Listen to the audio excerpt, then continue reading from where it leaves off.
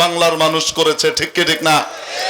তারা Coke, Pepsi, Sprite, Fanta, 7 up, Mountain Dew, তাদের পানি, অ্যাকোয়াফিনা, তাদের পানি কিনলে ইত্যাদিকে বর্জন করেছে। বাংলাদেশের মানুষ যারা দেশপ্রেমিক এবং সত্যিকারের ইসলামপন্থী মানবতাবাদী, তারা তাদের পণ্য কেএফসি, তারপরে তাদের খাবার দাবারের দোকান বার্গার কিং, পিজা হাট এগুলোকে বর্জন করেছে। এদেশের মানুষ যথাযথভাবে চেষ্টা করেছে।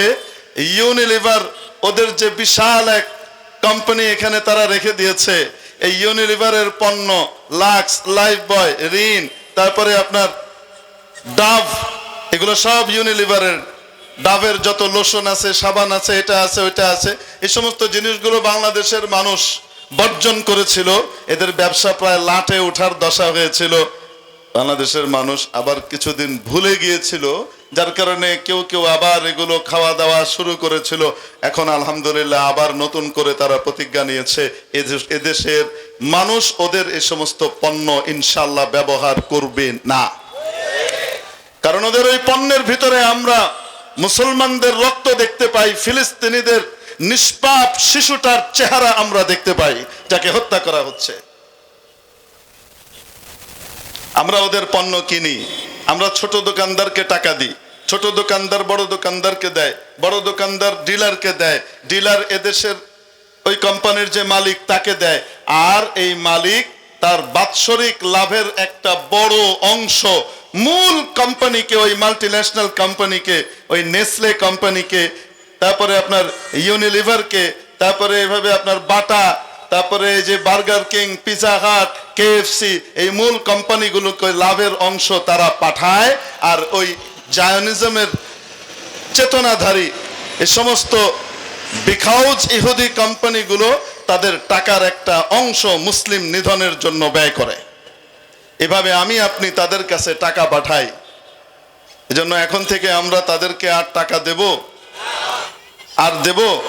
শুধু একটা জিনিস মনে করব, আমরা যদি এগুলো ব্যবহার না করি আমরা মরে যাব না। আমাদের দেশে বিকল্প বহুত কিছু আছে, ঠিক কিনা? কিন্তু আমি যদি ব্যবহার করি, ফিলিস্তিনে আমার মুসলিম মা বোনরা মারা যাবে, এটা যদি চিন্তা করি, বয়কট করা ইনশাল্লাহ সহজ হয়ে যাবে। এবং হাদিসের ভাষাও হলো বয়কট করা। তো বাংলাদেশের মানুষ চোখের পানি তো ফেলেছে, তাদের প্রিয় জিনিসগুলোকে তারা বয়কট করেছে, দেশীয় মাল তারা ব্যবহার করেছে। এতটুকুই তারা করে দেখিয়েছে, সারা বিশ্ব থেকে মানুষ চোখের পানি ফেলেছে। কেউ ঠেকাতে পারছিল না এদেরকে। আল্লাহ রব্বুল আলামিন সেন্ট্রাল কমান্ড কি করলেন? গ্রহণ করলেন এবং মাশাআল্লাহ ক্যালিফোর্নিয়ার লস অ্যাঞ্জেলেসে লাগিয়ে দিলেন।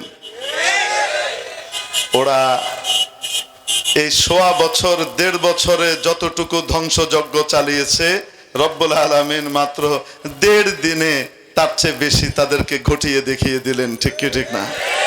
মজার ব্যাপার হলো, পৃথিবীর হাইলি সফিস্টিকেটেড যে সমস্ত তাদের কাছে ইকুইপমেন্ট আছে, এই সব কিছু নিয়েও তারা এখনো সেই আগুন নাকি নিয়ন্ত্রণ করতে পারছে না। বাতাস নাকি একবার এদিকে নেয় একবার ওদিকে নেয়, ডেভিল উইন্ড নাম দিয়েছে এটাকে তারা, শয়তানের বাতাস। এই শয়তানের বাতাস এক সাইডে পুড়ায় সেরে আবার আরেক দিকে দৌড় মারে, আগুনটাকে আবার ওইদিকে নিয়ে যায়, ওই দিকটা পুড়ায় সেরে আবার কয় না ওইখানটা বাকি আছে, চল ওদিকে নে। এটা কে করতেছে বলেন তো? এখন ইনাদের নেতাদের মাথার ভিতরে ঘুরপাক খাচ্ছে, এই আগুন সাধারণ আগুন নয়, এই আগুন মনে হয় রবের প্রতিশোধের আগুন, ফিলিস্তিনের মানুষের চোখের পানির আগুন, ছোট্ট ইয়তিম বাচ্চাটার আহাজারির আগুন। এখন বুঝতে পারছে, এজন্য এখন চাপ দিচ্ছে কি, খবরদার আর যুদ্ধ করা যাবে না, যুদ্ধ বিরতি করো। 1.5 বছরে কইছিল আঙ্কেল, এখন কেন? তার মানে কমান্ড কে হাতে নিছেন? আল্লাহ এখন সিদ্ধান্ত নিছেন, এখন আমি আমার খেল দেখাবো। অনেক তো দেখাইছিস তোরা, এখন আমার খেলা দেখ। ইন্নাহুম ইয়াকিদুনা কাইদা ওয়া আকিদু কাইদা ফামাহিলিল কাফিরিনা আমহিলহুম রুওয়াইদা সানাস্তাদরিজুহুম মিন হাইসু লা ইয়ালামুন ওয়া উমলি লাহুম ইন্না কাইদি মাতিন। আমি তাদেরকে ঢিল দেব। আমার ঢিল দেওয়া মনে করো না যে আমি ভুলে গেছি, আমার ঢিল দেওয়াটাও আমার প্ল্যানের অংশ। আমার ঢিল দেওয়াটাও কার অংশ? আমার প্ল্যানের অংশ। আমার প্ল্যান বড় মজবুত, বড় সুরক্ষিত। আমার প্ল্যানের ভিতরে কোনো ছিদ্র খুঁজে পাবা না তুমি। আমি তোমার জিনিস দিয়েই তোমাকে সাইজ করব, তোমার জিনিস দিয়ে আমি তোমাকে সাইজ করব। এটা যে তোমার জিনিস এটা প্রমাণ করবার জন্য আমি একটু ঢিল দিব। ঢিল দিয়ে যখন এটা তোমার হাতিয়ার হিসেবে প্রমাণ হয়ে যাবে, তখন আমি তোমার হাতিয়ার দিয়ে তোমাকে আমি সাইজ করব। এটা আল্লাহ পাকের বহুত পুরনো মজার একটা খেলা।